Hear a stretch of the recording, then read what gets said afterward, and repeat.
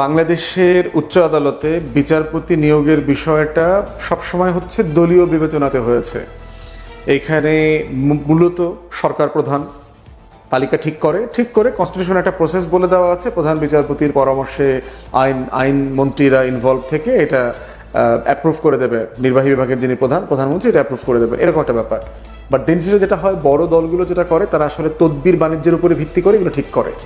এই নেতার কোটা, ওই নেতার কোটা, অমুক মন্ত্রীর কোটা, অমুক নেত্রীর কোটা, অমুক সমুক, এটা মিলায়া ঝিলায়া সিনিয়র আইনজীবী সমিতি, বার কাউন্সিলের বড় বড় নেতারা যারা আছে, এদের এই কোটায় প্রধান বিচারপতি মোটামুটি এই তালিকাটা মেনে নেন আর কি। তো সেই বাস্তবতাটার ব্যাপার আমরা বারবার দাবি করেছি যে উচ্চ আদালতে বিচারপতি নিয়োগ অপসারণ, এই পুরো প্রসেসটা একটা স্বচ্ছ প্রক্রিয়াতে হওয়া দরকার।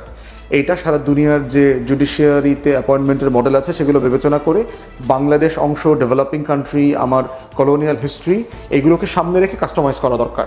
এই কাস্টমাইজ প্রসেসের মধ্য দিয়ে হচ্ছে নিয়োগটা হওয়া দরকার। এটা নিয়ে আমরা অক্টোবরে একটা ব্রিফিংও করেছি। ব্রিফিং করে আমাদের পক্ষ থেকে যে দাবি দেওয়াগুলো দেওয়া দরকার ছিল আমরা দাবি দেওয়া দিয়েছি। আসার কথা হচ্ছে সরকার একটা অর্ডিন্যান্সও করেছে, যদি অর্ডিন্যান্সের ভিতরে বয়স নিয়ে কিছু বিষয় আছে, তারপরে হচ্ছে যে অ্যাপয়েন্টমেন্টের যে টিম হবে সেই টিমের সদস্য কারা হবেন, বাহির থেকে একাডেমিক আইনের শিক্ষককে রাখারও একটা প্রসেস আছে বলে দেওয়া আছে। বাট মোটা দাগে একটা প্রসেস শুরু হয়েছে, কিন্তু এই প্রসেসটা এখনও সাফিসিয়েন্টলি স্বচ্ছ না। এখনও এইটা মানুষ জানবে কিভাবে? আমরা দেখলাম যে সুপ্রিম কোর্টের রেজিস্ট্রারের পক্ষ থেকে আইনজীবী সমিতিকে চিঠি দিয়ে জানানো হয়েছে বিচারপতি নিয়োগ হবে। তাহলে আইনজীবী সমিতিকে কেন চিঠি দিবে? পিএসসি যখন নিয়োগ দেয় তখন তো সে পত্রিকায় বিজ্ঞাপন দেয়, সে তো সুপ্রিম কোর্ট তার ওয়েবসাইটে বিজ্ঞাপন দেবে, ওয়েবসাইটে তুলে ধরবে যে আমাদের এখানে হাইকোর্টে বিচারপতি নিয়োগ হবে 20 জন, 25 জন, 30 জন, এবং এইটা হচ্ছে ক্রাইটেরিয়া। তো একটা প্রসেস হয়েছে, সরকার একটা অর্ডিন্যান্সের মতো করেছে, প্রজ্ঞাপন দিয়েছে, এটাকে আমরা ওয়েলকাম করি। এর আগেও 21 না 23 জন বিচারপতি নিয়োগ হয়েছে, খুবই মানে নিজেরা আমরা তদবিরের উপর ভিত্তি করে হয়েছে, এবং ওটা আমরা সমালোচনা করেছি। যদিও সেখানে ভালো কিছু যোগ্য জাজ হয়েছেন, কোনো সন্দেহ নাই, কিন্তু একটা বিশাল সংখ্যা হচ্ছে সিম্পলি তদবির এবং দলীয় বিবেচনায় হয়েছে, যেটা খুবই অনাকাঙ্ক্ষিত ছিল 24-এর গণ অভ্যুত্থানের পরে। এখনও সুপ্রিম কোর্ট এলাকাতে প্রচুর গুজব চলছে যে নতুন জাজ নিয়োগ হবে, এবং সুপ্রিম কোর্টের প্রধান বিচারপতি জাস্টিস রিফাত আহমেদ একটা ক্রাইটেরিয়াও ঠিক করে দিয়েছেন একটা কমিটির পক্ষ থেকে। ওনাদের যে অ্যাপয়েন্টমেন্ট কমিটি আছে, যে ন্যূনতম কতগুলো রিপোর্টেড কেস থাকতে হবে, কী পরিমাণ পেইন্টস লিখেছেন, তারপরে হচ্ছে যে সিভি জমা দিতে হবে, ও একটা চায়ের দাওয়াত দিবেন, সেখানে প্রধান বিচারপতির সাথে যারা প্রসপেক্টিভ ক্যান্ডিডেট আছে তারা একটা কনভারসেশন করবেন, একটু গল্পগুজব করবেন ওভার টি।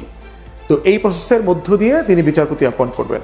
কিন্তু আমরা দেখতে পাচ্ছি যে এই প্রসেসটাকেও ফ্রাস্ট্রেট করবার জন্য একটা নব্য আওয়ামী ফ্যাসিবাদী আইনজীবী তৈরি হয়েছে, যারা ভেরি প্রমিনেন্ট রাজনৈতিক ব্যানার আছে, কিন্তু প্রতিদিন কোর্টে গুন্ডামি করেন, এবং এর ভিতরে সিনিয়র আইনজীবী টাইটেলডের লোকও আছে, এবং এদের কিছু চালা চামুন্ডা টাইপের চাকর বাকর থাকে, চাকর বাকর লয়ার, এদেরকে নিয়ে তারা কোর্টে যান। এবং গতকালকে দেখলাম একজন সিনিয়র আইনজীবী সম্মানিত আহসানুল করিম ভাই ওনাকে বিব্রতকর অবস্থায় ফেলেছে, কারণ উনি একটা মামলায় ওনার পক্ষে রায় পেয়েছেন অন ম্যারিট। তো যারা বিপক্ষে ছিলেন তারা তাদের চালাচামুন্ডা দিয়ে ওনাকে কোর্টরুমে অসম্মানিত আচরণ করেছেন, চিৎকার চেঁচামেচি করেছেন, এবং সবগুলোর সাথে কিন্তু রাজনৈতিক আইনজীবীরা জড়িত, এবং তারা খুবই ইল প্রিপেয়ার থাকেন, লেখাপড়া করে যান না, কোর্টে যান, দিবেন না কেন, এত সময় লাগবে কেন, শুনানি করতে হবে কেন, দিয়ে দেন, এই টাইপের আচরণ করছে। এবং যারা অন ম্যারিট প্রিপারেশন নিয়ে কথা বলতে যান তাদেরকে তারা হেনস্থা করছেন, অসম্মানিত করছেন। আওয়ামী আমলেও এই লেভেলের হেনস্থা আমরা কোর্ট কাচারিতে দেখি নাই। দ্বিতীয়ত যেটা দেখেছি সেটা হচ্ছে যে আওয়ামী লীগ কিন্তু প্রচুর জুডিশিয়ারিকে নষ্ট করে দিয়েছে, কোনো সন্দেহ নাই, কিন্তু এই ধরনের বেয়াদবি আইনজীবীদের বিরুদ্ধে খুব কম করেছে, ভেরি রেয়ার। কিন্তু এইটা আমরা প্রত্যেক দিন দেখতে পাচ্ছি। কিছু প্রমিনেন্ট সোকল্ড আইনজীবী তারা আসলে কোয়ালিটি ওয়াইজ সিনিয়র অ্যাডভোকেট হওয়ার যোগ্য না অধিকাংশই, কিন্তু সিস্টেমের কারণে গুন্ডামি মাস্তানি করে তারা অনেকে সিনিয়র অ্যাডভোকেট হয়ে গেছে। এই গুন্ডা আইনজীবীরা এখন আদালতের পরিবেশ নষ্ট করে দিচ্ছে। তারা প্রধান বিচারপতিকে প্রেশার দেয়, অ্যাটর্নি জেনারেলকে প্রেশার দেয়, ইভেন আইনজীবী আপনার বেঞ্চে বিচারপতিদেরকে তারা প্রেশার দিচ্ছে। কীভাবে প্রেশার দিচ্ছে? আপনি তো আওয়ামী লীগের আমলে নিয়োগপ্রাপ্ত, আপনি তো আওয়ামী ফ্যাসিবাদের দোসর ছিলেন। তো এটা কথাগুলো সত্য, অনেক জাজ আছে এখনও আওয়ামী লীগের আমলে নিয়োগপ্রাপ্ত, তো তারা এখন খুবই চাকরি চলে যায় কিনা, অপসারণ করে কিনা, চায়ের দাওয়াতে ডেকে তাদেরকে আবার ছুটিতে পাঠিয়ে দেওয়া হয় কিনা, এরপরে সুপ্রিম জুডিশিয়াল কাউন্সিল ডেকে আবার করাপশনের তদন্ত করা হয় কিনা, এইরকম বিভিন্ন কারণে জাজদের ভিতরে একটা ভীতি কাজ করছে। এই ভীতিটা, এই মানে আস্থাহীনতার জায়গাটাকে আবার এই আইনজীবী যে গুন্ডা কার্টেলটা আছে তারা আবার এটাকে অ্যাবিউজ করতেছে, তারা কন্টিনিউ এটার উপর মাস্তানি করে। তো এই মাস্তানির কারণে জাজরা অন ম্যারিটও ভালো সিদ্ধান্ত দিতে পারছে না জুডিশিয়ালি। তো এই সংকটের ভিতরে আমরা দেখতে পাচ্ছি বর্তমানে সুপ্রিম কোর্টে জাজ অ্যাপয়েন্টমেন্ট চলছে, একটা প্রসেস চলছে, এবং এই প্রসেসের ভিতরে দেখলাম এখনও প্রচুর তদবির বাণিজ্য হচ্ছে। অমুক কোটার, অমুক আইনজীবীর অমুক জুনিয়র, অমুক অমুক অমুক নেতার তমুক অমুক জায়গা থেকে আসছে, এবং যেই তালিকা দেখতে পাচ্ছি খুবই অযোগ্য, আওয়ামী আমলের থেকে অযোগ্য জাজদের নাম আমরা শুনতে পাচ্ছি, এরা নাকি জাজ হবে।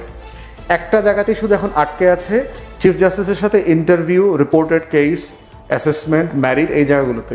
এই জন্য আবার কিছু এই কার্টেলের গুন্ডারা এখন লবি করতেছে যেন চিফ জাস্টিসের সাথে কোনো মিটিং অথবা কোনো অ্যাপয়েন্টমেন্ট অথবা কোনো কনভারসেশন, ইন্টারভিউ প্রয়োজন না হয়। তারা তদবিরে হয়ে যাবে আর কি, টাকা পয়সা লেনদেন হবে এখানে যা যা হওয়ার, এবং সে লেনদেনও হচ্ছে টাকা পয়সা এখানে। এইটা হচ্ছে প্রসেস। তো এইটার ব্যাপারে আমরা পরিষ্কার করে বলতে চাই, সুপ্রিম কোর্টের যারা আইনজীবী হিসাবে ওখানে প্র্যাকটিস করছেন, দয়া করে ভদ্রতা কম্প্রোমাইজ করবেন না। আওয়ামী আমল থেকে শিক্ষা নেন, আওয়ামী লীগের পতনটা ভুলে যাবেন না। অল্প কয়েকদিন আগের ঘটনা, কিন্তু আপনাদের আচরণও কিন্তু মানুষ দেখতে পাচ্ছে। এই 30 জন, 40 জন, 50 জন উকিলের খারাপ ব্যবহার কারণে পুরো পেশার বদনামটা যেন না হয়। অ্যাটর্নি জেনারেল অফিসকে বলছি, অ্যাটর্নি জেনারেলকে বলছি, দয়া করে এই ব্যাপারগুলোতে কম্প্রোমাইজ করবেন না। আপনি যে দলের হোক, যেই দলের প্রতি আপনার দুর্বলতা থাকুক, আমার কোনো সমস্যা নাই। আপনি ফিউচারে পলিটিক্স করতে চাইলে পলিটিক্স করবেন, কিন্তু প্রফেশনালিজমের জায়গাটাতে এই গুন্ডামি মাস্তানিকে আপনি স্পেস দেবেন না, এটা আমরা প্রত্যাশা করি। মাননীয় প্রধান বিচারপতিকে বলছি, যেই প্রসেসে একটা স্বচ্ছতার সাথে বিচারপতি নিয়োগ হওয়া দরকার অন ম্যারিট, তদবিরের বাহিরে এসে দয়া করে আপনি এটা এনশিওর করবেন যে কোনো মূল্যে, ইট মাস্ট গেট ডান। এই ব্যাপারে কোনো কম্প্রোমাইজ আমরা দেখতে চাই না। অযোগ্য যত পাওয়ারফুল লবি থেকে আসুক, ওর সিভি ছুঁড়ে ফেলে দেবেন, ডাস্টবিনে ফেলে দেবেন। বার কাউন্সিলের নেতা, সুপ্রিম কোর্ট বার অ্যাসোসিয়েশনের অমুক নেতা, তমুক নেতা, সে রিকমেন্ড করছে, এই রিকমেন্ডেশনের কালচার আমরা ফেলে দিতে চাই। থাকতে পারবে না, অন ম্যারিট অ্যাপয়েন্টেড হতে হবে। আমরা একটা সমাজকে, এই রাষ্ট্রটাকে যদি এগিয়ে নিয়ে যেতে চাই, গণ অভ্যুত্থানের যে স্পিরিট ছিল, সেই স্পিরিটটা হচ্ছে রাষ্ট্র বৈষম্যহীন মেধাভিত্তিক একটা সমাজ প্রতিষ্ঠা করবে, এবং সেই জায়গাতে এই জুডিশিয়াল অ্যাপয়েন্টমেন্টটা ভেরি ক্রিটিক্যাল। আমরা চাই প্রধান বিচারপতি, অ্যাটর্নি জেনারেল এবং সুপ্রিম কোর্টের যারা চিন্তক, যোগ্য, ন্যূনতম সততা আছে এমন আইনজীবীরা, সিনিয়র আইনজীবীরা আপনাদের হিস্টোরিক রোলটা প্লে করবেন। লুটপাটের, তদবিরের, আওয়ামী ফ্যাসিবাদী আচরণ থেকে বের হয়ে এসে ভদ্র ন্যায্য আচরণ করেন নাগরিক হিসাবে। তা না হলে গণমাধ্যমের এই যুগে, সামাজিক যোগাযোগের মাধ্যমে আপনারা যে মাস্তানি করে মনে করছেন অলরেডি সব কিছু নিয়ন্ত্রণে, এই নিয়ন্ত্রণ থাকবে না, এই নিয়ন্ত্রণ থাকে নাই। ইতিহাস এটাই বলে। 1 বছর আগের বাস্তবতা ভুলে যাবেন না। অতএব এই আওয়ামী লীগ আমলের দালালিপনাও আপনাদের যেভাবে দেখেছি, আপনাদের নব্য ফ্যাসিবাদী আচরণও আমরা দেখছি। জনগণ এগুলো মেনে নেবে না। সামাজিক যোগাযোগ মাধ্যমে আপনাদেরকে নিয়ে প্রচুর হাসি